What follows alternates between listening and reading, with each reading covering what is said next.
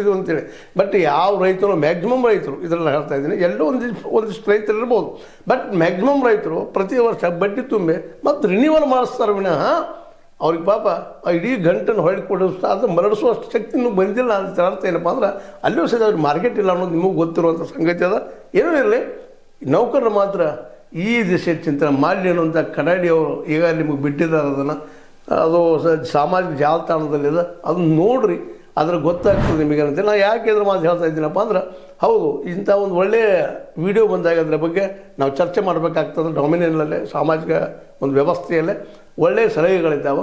ಅದಕ್ಕೆ ನೀವು ಉಳಿಬೇಕು, ನೌಕರರು ಸಂಸ್ಥೆನೂ ಉಳಿಬೇಕು, ಅಲ್ಲಿ ಅವ್ಯವಹಾರಗಳು ಆಗಬಾರ್ದು. ಜೊತೆಗಿಂತ ಒಂದು ಏನಪ್ಪ ಅಂದರೆ ಇಲ್ಲೇ ಖರೆ ನಾವು ನೌಕರ ಪರವಾಗಿದ್ದಂಥ ಒಬ್ಬ ವ್ಯಕ್ತಿ ಪಾಪ ಅವ್ರ ಮೇಲೆ ದಾಳಿ ಆಗಿದ್ರೆ ಅದು ನಾವು ಖಂಡಿಸೋನು ನಿಜ ಆಗಿದ್ರೆ, ಇಲ್ಲ ಅದರಿಂದ ರಾಜಕೀಯ ಇದ್ರೆ ಅದು ಗೊತ್ತಾಗಿಯೇ ಆಗ್ತದೆ. ಮತ್ತು ಈಗಾಗಲೇ ಚಿದಾನಂದ ಸೌದಿ ಆಗಿರ್ಬೋದು, ಸೌದಿಯವ್ರಿಗೆ ಹೇಳಿಬಿಟ್ಟಿದ್ದಾರೆ ಇಲ್ಲ ಇದು ರಾಜಕೀಯ ಅದ ಅಂತೇಳಿ. ಒಂದು ವೇಳೆ ರಾಜಕೀಯ ಆಗಿದ್ದರೆ ಅದು ಬೇರೆ ವಿಷಯ ಆಗ್ತದೆ, ನೋಡೋಣ ಅದನ್ನು ಮುಂದಿನ ದಿನದಲ್ಲೇ.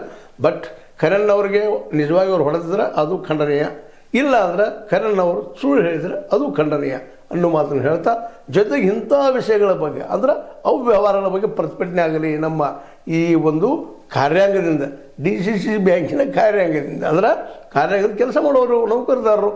ಮತ್ತು ಯಾವ್ಯಾವುದಕ್ಕೂ ನೀವು ಪ್ರತಿಭಟನೆ ಮಾಡ್ತಾ ಹೋದ್ರೆ ಇವತ್ತು ಫಾಲ್ಸ್ ಆಗತಿ, ನಾಳೆ DCC ಬ್ಯಾಂಕ್ ಆಗ್ತದೆ ಅಂತ ಎಚ್ಚರಿಕೆಯನ್ನು ನಮ್ಮ ಡಾಕ್ಟರ್ ಖಡಾಡಿ ಅವರು ಕೊಟ್ಟಿದ್ದಾರೆ. ಇದು ನಾವು ನೀವೆಲ್ಲರೂ ಭಾಳ ಎಚ್ಚರಿಕೆಯಿಂದ ಗಮನಿಸಬೇಕು, ಪಾಲಿಸಬೇಕು ಅಂತ ಹೇಳ್ತಾ, ಇದು ನಿಮ್ಗೆ ಲೈಕ್ ಆಗಿರ್ಬೋದು, ಲೈಕ್ ಮಾಡಿ, ಶೇರ್ ಮಾಡಿ, ಕಮೆಂಟ್ ಮಾಡಿ, ಜೊತೆಗೆ ಸಬ್ಸ್ಕ್ರೈಬ್ ಮಾಡಿ.